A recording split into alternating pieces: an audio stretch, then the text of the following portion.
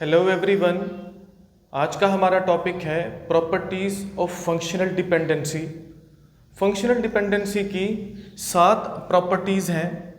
In properties of functional dependency को reference rule भी बोला जाता है, जिनमें से 3 प्राइमरी रूल्स हैं जबकि 4 सेकेंडरी रूल्स हैं। इन सभी प्रॉपर्टीज़ को हम one by one with example cover करते हैं। उससे पहले अगर आप चैनल पर न्यू आए हैं तो चैनल को सब्सक्राइब ज़रूर कर दीजिए, वीडियो को लाइक और शेयर ज़रूर कर दीजिए। सबसे पहली जो प्रॉपर्टी है वो है रिफ्लेक्सिविटी। अब रिफ्लेक्सिविटी जो प्रॉपर्टी है इसको ट्रिवियल प्रॉपर्टी भी बोला जाता है। जैसा कि यहाँ पर लिखा हुआ है, if y is subset of x then x goes to y।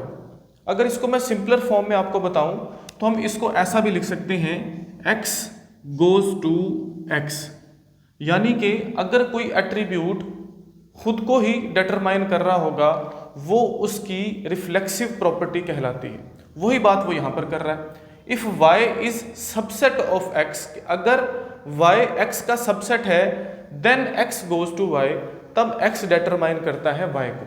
यहाँ हम इसको ऐसा बोल सकते हैं कि कोई एक एट्रीब्यूट खुद को जब डिटरमाइन करता है वो उसकी रिफ्लेक्सिव प्रॉपर्टी कहलाती है। फॉर एग्जाम्पल, अगर एक टेबल है, एक टेबल की अगर मैं आपको एग्जाम्पल दूं, उस टेबल में रोल नंबर एक एट्रीब्यूट है। अगर मैं ऐसा लिखूं, रोल नंबर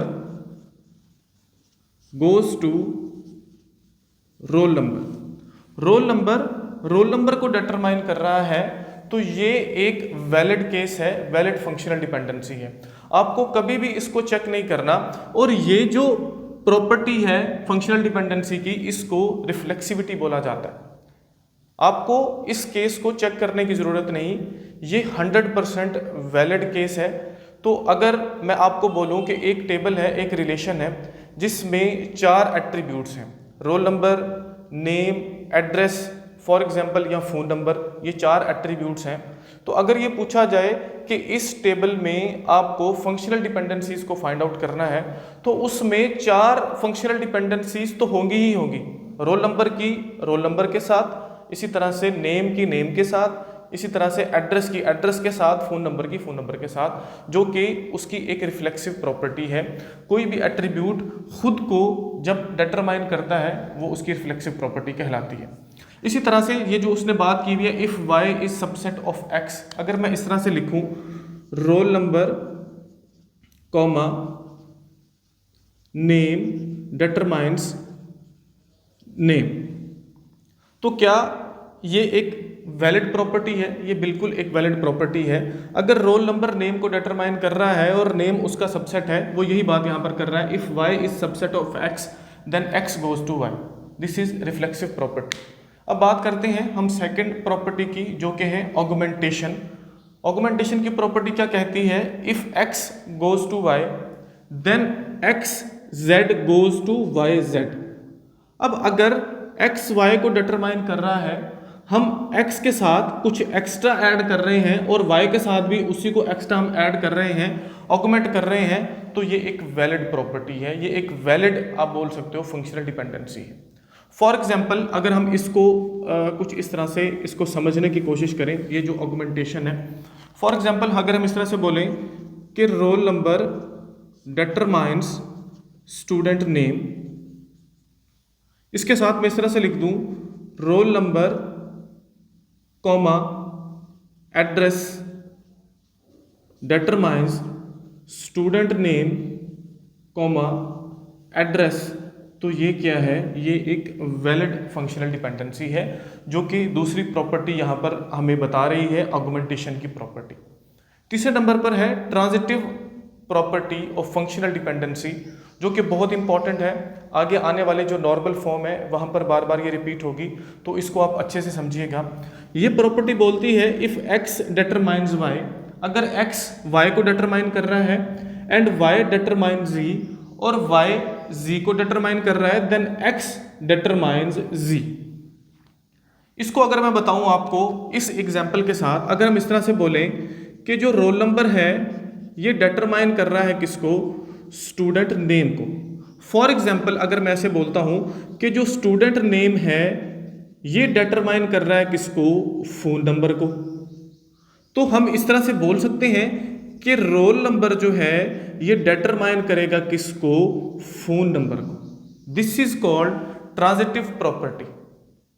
अगर हम इसको रियल लाइफ से समझें, मैं आपको एक सिंपल सा एग्जांपल देता हूँ। फॉर एग्जांपल 3 भाई हैं, पहले का नाम है माजिद, दूसरे का नाम है राशिद और तीसरे का नाम है काशिफ। मैं ऐसा बोलता हूँ कि माजिद भाई है राशिद का और राशिद भाई है काशिफ का। तो क्या माजिद काशिफ का भाई है? तो बिल्कुल भाई है। हम यहाँ पर लिख लेते हैं इसको, हम इस तरह से बोलते हैं जी, माजिद जो है ये भाई है किसका जी, राशिद का, और जो राशिद है ये राशिद किसका भाई है, काशिफ का। तो माजिद किसका भाई होगा, माजिद काशिफ का भाई होगा। This is called transitive property of functional dependency. Simple, आपने इसको माइंड में रखना है। उसके बाद है यूनियन प्रॉपर्टी। वो कहता है if x goes to y, अगर x y को डिटरमाइन कर रहा है तो and x goes to z, और x डिटरमाइन कर रहा है z को, x y को भी डिटरमाइन कर रहा है, x z को भी डिटरमाइन कर रहा है, तब हम क्या करते हैं जी, x goes to y z, मतलब उन दोनों को हमने यूनियन कर दिया। जो हमारी राइट हैंड साइड है y और इसी तरह से z, इन दोनों को यहाँ पर हमने क्या कर दिया, यूनियन इनका कर दिया। सिंपल। उसके बाद है जी डीकम्पोजिशन। डीकम्पोजिशन क्या कहता है, वो कहता है if x goes to y z, अगर x y और z को डिटरमाइन कर रहा है then x goes to y and x goes to z। बिल्कुल उसी का आप बोल सकते हो उलट है ये जो हमने यूनियन में देखा, x और y, x goes to y, x goes to z, उसको हमने यूनियन किया था। अब वही x goes to y z, x को जो है हमने अलग कर दिया, डिकम्पोज कर दिया, x गोज टू y और x गोज टू z। लेकिन डीकम्पोजिशन में एक पॉइंट जो है वो समझने वाला है। अब वो पॉइंट कौन सा है, उस पॉइंट को हम समझ लेते हैं। यहाँ पर तो सिंपल ऐसे लिखा हुआ है x goes to y z। अगर ऐसा हो x y goes to z, तो क्या ऐसा मैं लिख सकता हूँ x goes to z and y goes to z? क्या ऐसा मैं लिख सकता हूँ? ऐसा नहीं लिख सकता, ये एक इनवैलिड केस है। आप इस बात को याद रखिए, यहाँ पर हो क्या रहा है, हमने ये कहा कि x y मिलकर z को डिटरमाइन कर रहे हैं। हमने x को तोड़ दिया और y को तोड़ दिया, इनको स्प्लिट कर दिया। हमने कहा कि x z को डिटरमाइन कर सकता है, y z को डिटरमाइन कर सकता है। ऐसा नहीं है, क्योंकि ये दोनों मिलकर डिटरमाइन कर रहे हैं z को। हम इनको अलग अलग नहीं कर सकते, इनको डिकम्पोज नहीं कर सकते। इसका बेसिक पॉइंट ऑफ माइंड में रखो कि हमेशा ये जो लेफ्ट हैंड साइड होगी आपकी, आप इसको डिकम्पोज नहीं कर सकते, आप इसको नहीं तोड़ सकते।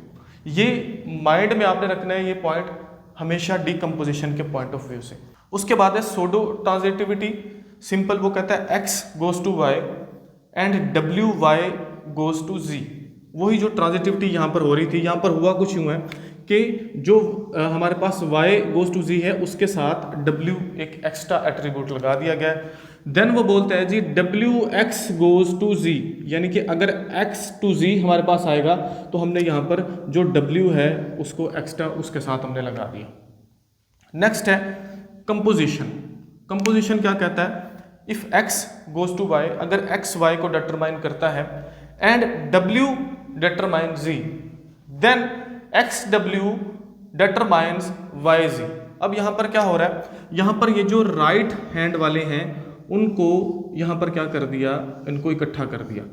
xw गोज टू जो लेफ्ट हैंड साइड वाले एट्रीब्यूट हैं उनको इकट्ठा कर दिया, yz, xw goes to yz।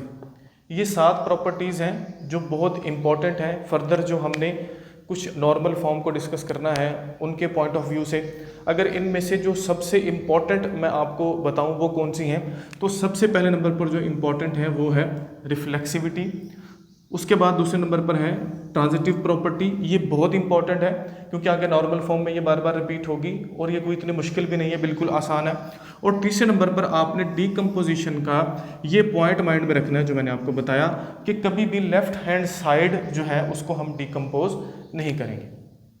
Simple सी ये प्रॉपर्टीज़ हैं। होपफुली आपको समझ आ गई होंगी। फंक्शनल डिपेंडेंसी के कॉन्सेप्ट को क्लियर करने के लिए इन प्रॉपर्टीज़ का हमारे पास हमारे माइंड में इनका कॉन्सेप्ट क्लियर होना बहुत ज़रूरी है।